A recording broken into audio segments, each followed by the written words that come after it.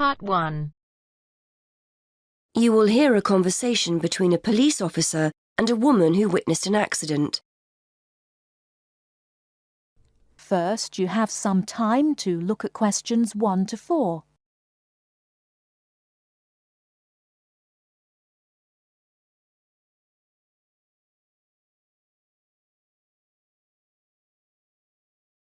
Now we shall begin. You should answer the questions as you listen, because you will not hear the recording a second time. Listen carefully and answer questions 1 to 4. Hello, madam.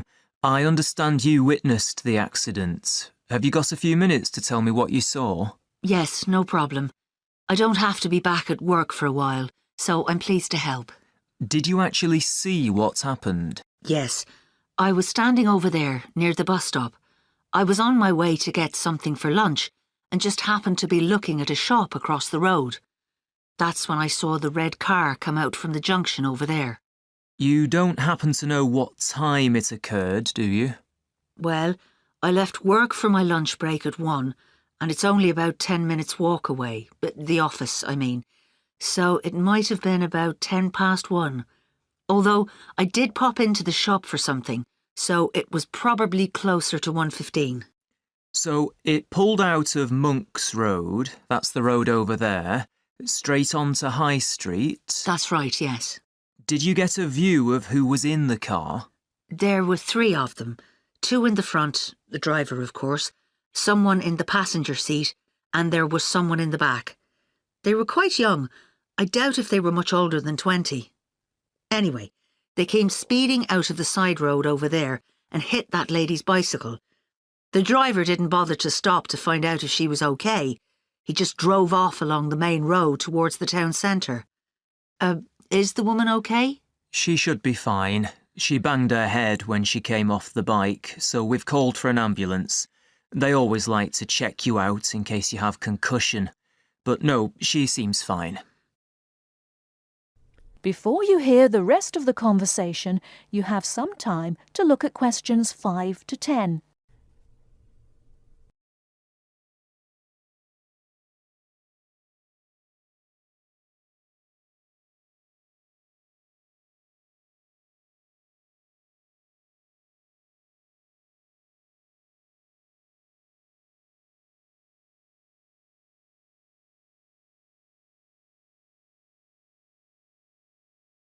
Now listen and answer questions 5 to 10. The bike doesn't look too good, though. I don't think she'll be using that again. I suppose she was very lucky, really. If they'd hit her instead of the front wheel, she could have been seriously injured. It looked like they were just in a hurry and didn't want to stop at the junction. I know the traffic lights aren't working there, so perhaps they thought they could just pull out. Could you give me a description of the car? Do you know the make and model? Well, I'm not very good with cars, but I'm pretty sure it was the same model as my husband's car, a Ford Fiesta. It was red, like I said, and quite old, and the door on the driver's side was damaged. It looked like it had been in another accident some time ago. I don't suppose you had a chance to take down the registration number, did you? I did, actually. Let me see. Y48BYW. Will that help you trace them? That's really helpful. It depends. It might be a stolen car, but at least we'll be able to trace the owner. If it wasn't stolen, then yes, we'll be able to find out the name of the driver. Now, would you mind giving me your contact details, just in case we need to get in touch about anything? Of course. What's your name? Mrs. Stansfield. Rita Stansfield. That's Stansfield.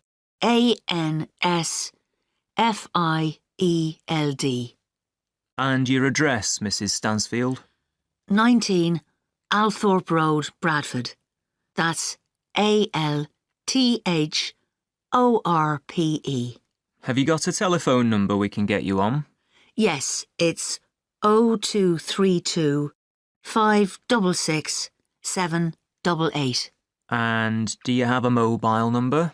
Yes, 07834 889 772. That's great, Mrs. Stansfield. As I said, we may get in touch if we need any further information, but probably what you've told me is enough. Thanks for your time. No problem. I'm glad to have been of help.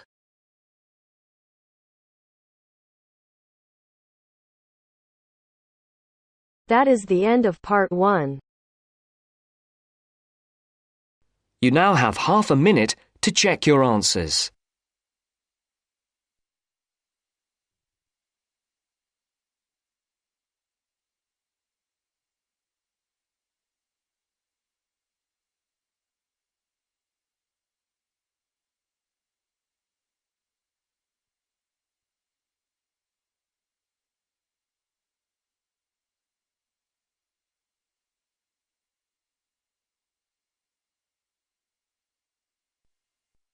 Now turns to part 2. Part 2. You will hear part of a radio programme in which the manager of the Apollo Leisure Centre is interviewed about the centre. First, you have some time to look at questions 11 to 16.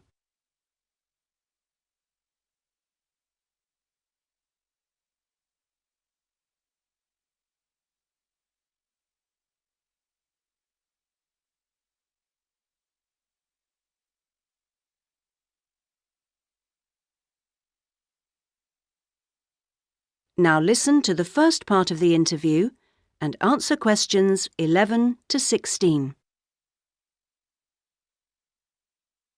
Next, I'd like to welcome Carol Brown, manager of the Apollo Leisure Centre. Carol, welcome. Thank you. Now, Carol, the Apollo seems a familiar sight, but how long has it actually been here? Well, we started negotiations to take over the previous Active Life Centre that used to occupy the premises in 2000 and planned to open in 2001, although the usual delays meant it was 2002 before we were up and running. And do you have quite a mix of members, or are you focused on certain groups? It's pretty broad, actually. There are something like 200 adult members, so that's our biggest group, but we also have as many as 100 youth members, together with about 50 family group members. And I think we'll see that section growing to 100 over the next couple of years. Healthy numbers. Yes, and we'll be developing the centre to make it even more attractive. We're hoping eventually to build in a rock climbing wall, which would make a useful addition. We've already opened our swimming pool, which is hugely popular, and we'll have a massage room open within 12 months. Now, I understand you have different categories of membership? Yes, to suit every pocket. Blue membership includes all facilities for the member and a guest at all times, which is good for people with unpredictable timetables. If you can make it during daytime hours, red membership gives you excellent returns for your fee. As for only half price, you can use all the facilities during the day, and they're actually less crowded then. Green membership is designed for people who are only able to come infrequently, and so, of course, costs less. And there are chances to socialise? Oh, certainly. Our cafe is very popular and is a nice place to wind down and chat after working out or whatever. In fact, while it used to shut at 8, we've extended that to 9 now, with last orders taken at 8:30. It serves a whole range of food and drink. So if someone wants to join, what do they do? Come and see us. We'll give you all the details. The induction process takes about an hour and a quarter, which includes 3/4 of an hour on average with a personal trainer and something like half an hour being shown round the different facilities. So we'd be well looked after? Definitely. Now you have some time to look at questions 17 to 20.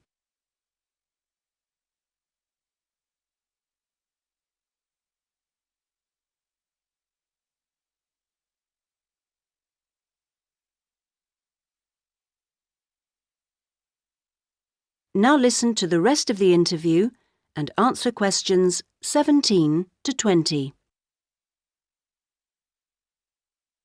OK, now, Carol, can you give us some idea of what we could expect to get as members of Apollo? Sure. Well, let's take next Monday as an example. The early evening would begin with the programme of classes. Of course, members would also be at liberty to do their own thing. I'm just talking about the listed classes that we'll be offering. So let's say you're free to turn up at 4 p.m. You could spend an hour in a class that we call gentle exercise. This isn't a hard workout, as you might be imagining it, but a session designed for those who perhaps are not used to rigorous classes and would like something to ease them in. Right. The next thing on offer will be starting at 5, and again, it'll last for an hour. In contrast, this is what we simply call weightlifting. It's certainly not for softies, but this strenuous session is, of course, carefully monitored, and we wouldn't let anyone do anything silly. Oh, well, that's reassuring. And then, kicking off at 6:15, you'll be welcome at a class aimed at promoting better lifestyles, which we run under the banner of healthy living. We'll give you all sorts of useful advice about just living better. Oh, sounds easier than working out. And probably at least as important. And rounds the evening off nicely. Oh no, we still have one more offering. Oh. These days, so many people are working, frankly, more than they should be. And we try to combat the stress that creates by encouraging those who can to take part in the class we call relaxation. You can learn lots of helpful techniques for staying calm when you think everything's going terribly. Now you're talking. So we'll see you on Monday. Now... That is the end of part 2. You now have half a minute to check your answers.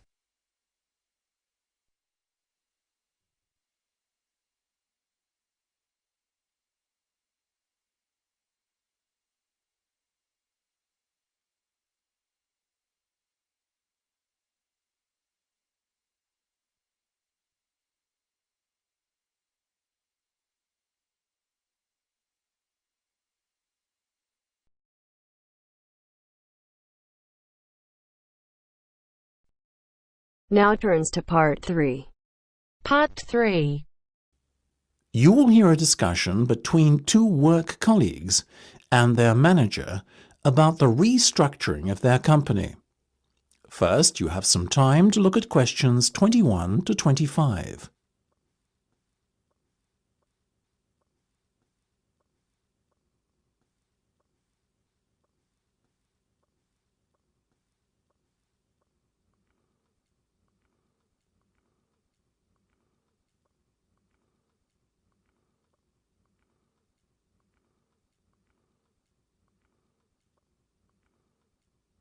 Now listen carefully and answer questions 21 to 25.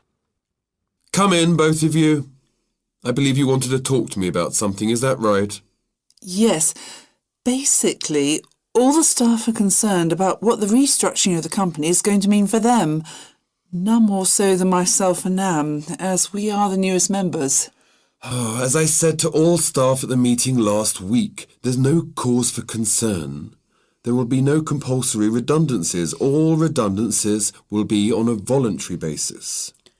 Yes, we understand that, but to tell the truth, we just want a little reassurance that our jobs are safe. Look, Anne and Penny, the company isn't going to be short-sighted and let its bright young minds go. Besides, we've already met our target for the number of voluntary redundancies we want to secure.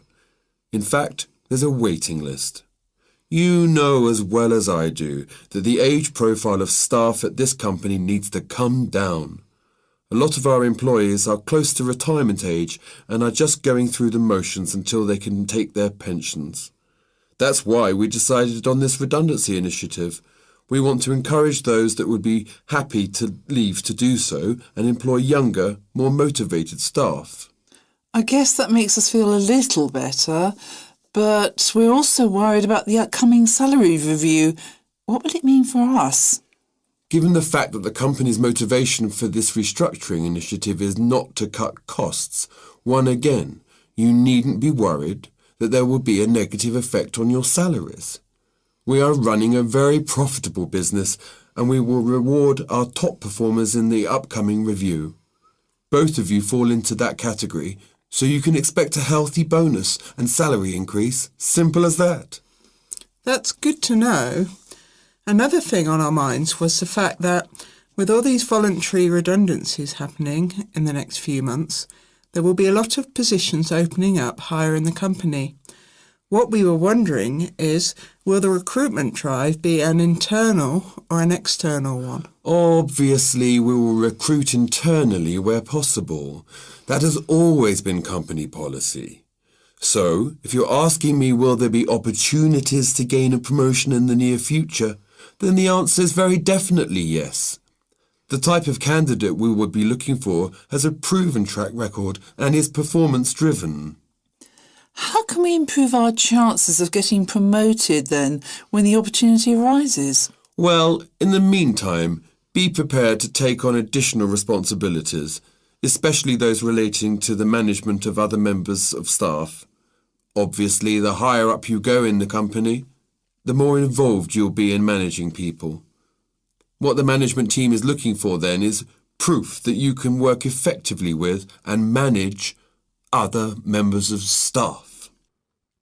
Before you hear the rest of the discussion, you have some time to look at questions 26 to 30.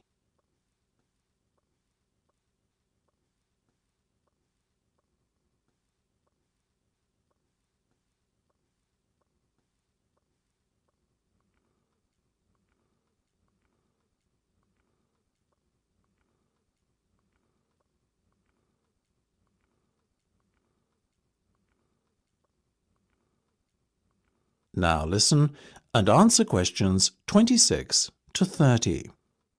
One more thing. Go on.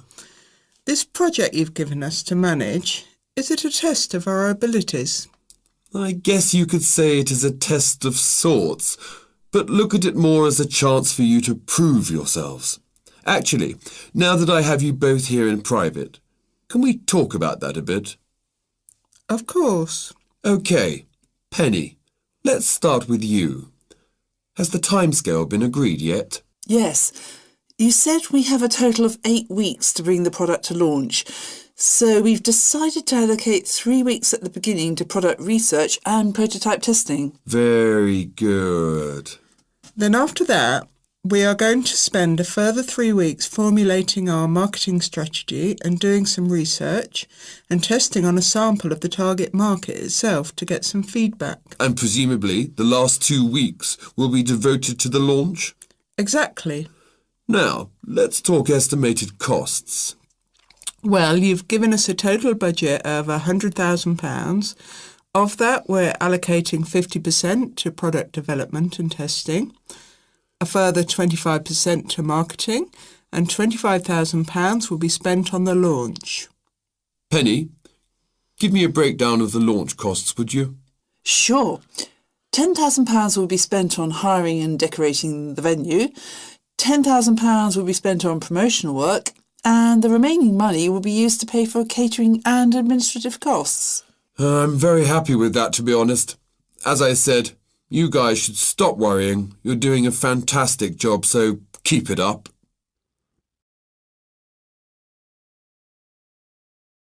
That is the end of part 3. You now have half a minute to check your answers.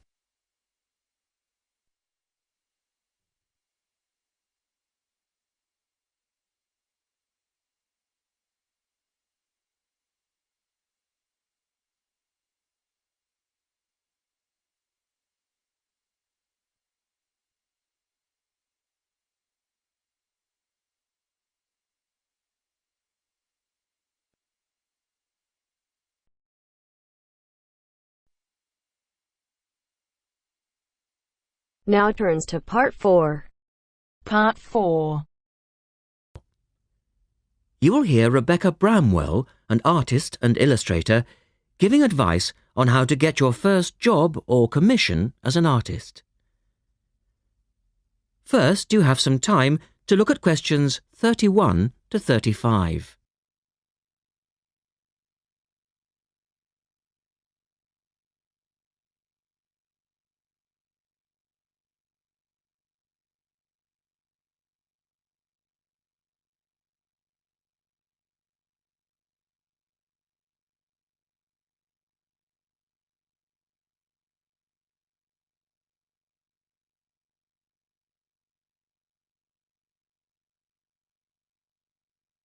Now listen carefully and answer questions 31 to 35.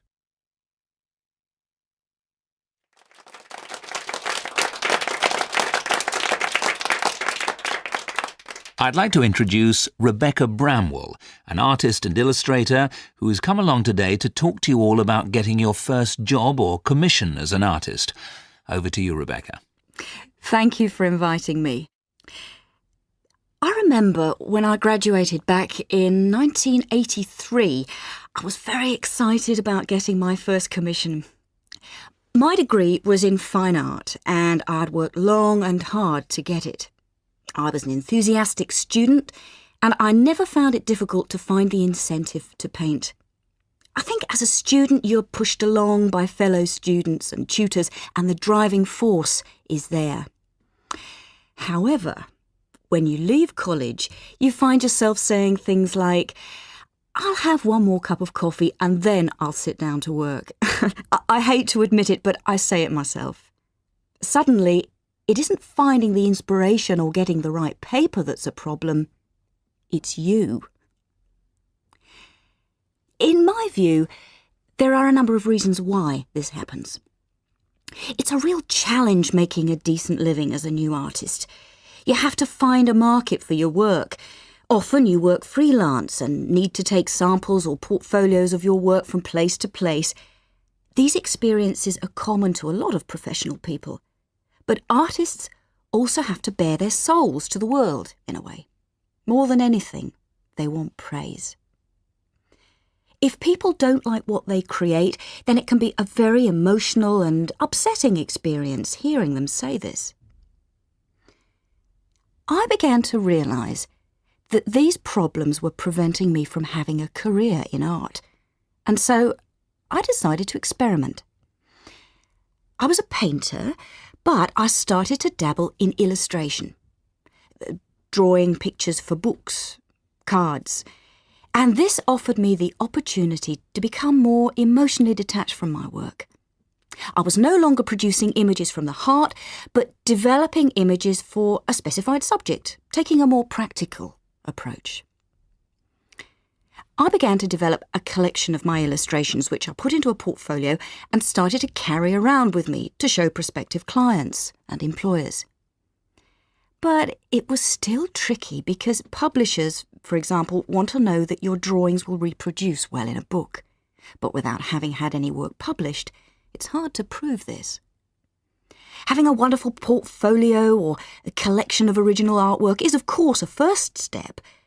But what most potential clients would like to see is printed artwork, and without this evidence, they tend to hold back still when it comes to offering a contract. Look at questions 36 to 40.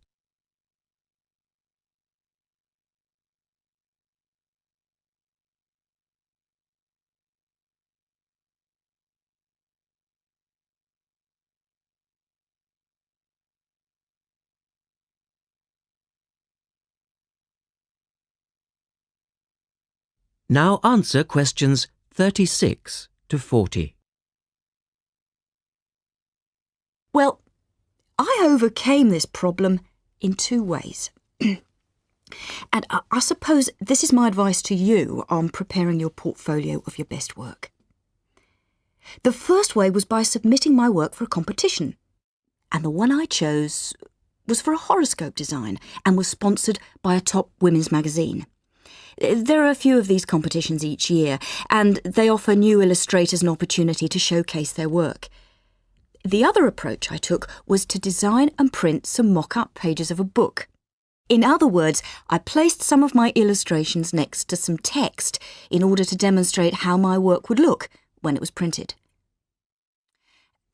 Perhaps I was lucky in that I had taken a degree that provided me with all-round creative skills so that I could vary my style and wasn't limited to a certain technique. Now, I think that is important.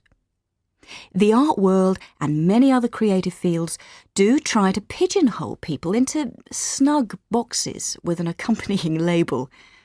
Now, I think you should try to resist this if you feel it happening to you. If you don't, you'll find it difficult to have new work accepted if you try to develop your style at a later stage in your career. Nevertheless, when you start out, and particularly when you're going for an interview, it's important not to confuse people by having a lot of different examples in your portfolio. One remedy for this is to separate your work into distinct categories. In my case, I did this by dividing my design-inspired illustrations from my paintings. It's then easier to analyse the market suited to each portfolio, such as magazines, book jackets, CD covers, etc. Working under two names is also useful, as it clarifies the different approaches and offers a distinction between them. I think it's been hard for artists to be recognised in anything other than the pigeonholes that they've been placed in. Luckily, these barriers are slowly being demolished. So I really do wish you all the very... That is the end of part 4. You now have half a minute to check your answers.